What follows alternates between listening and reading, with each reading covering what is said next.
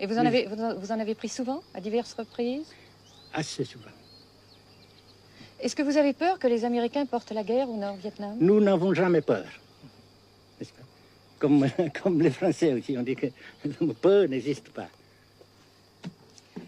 Est-ce que vous pensez, Monsieur le Président, qu'il y a une solution militaire à la guerre du Sud-Vietnam? Non. Parce que vous savez que le peuple vietnam, c'est un. Et le pays du Vietnam, c'est un. Les Américains ont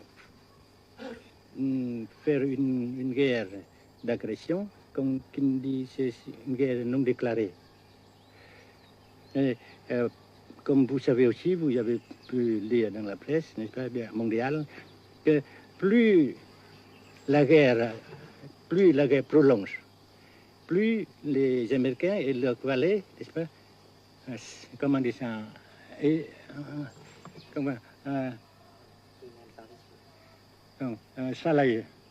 s'enliser, et plus ils supportent des échecs, comme vous savez récemment, n'est-ce pas?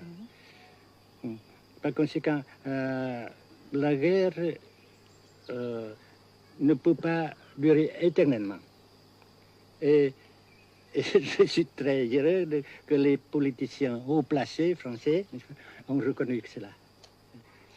Vous pensez que le général de Gaulle pourrait en quelque sorte, à un certain moment, arbitrer le conflit? Arbitrer, qu'est-ce que vous comprenez par le mot arbitraire? Nous ne sommes pas des équipes de football. Mais au-delà des accords de Genève, si je ne me trompe, une idée du général de Gaulle est la neutralisation de tout le sud-est asiatique. Est-ce que c'est une idée qui vous semble intéressante? Comme j'ai déjà dit quelquefois, c'est une idée intéressante. Mais ça dépend encore de la volonté de ces peuples et la manière comment on procède à réaliser. C'est une grande question. Et je ne peux pas dire que je suis d'accord.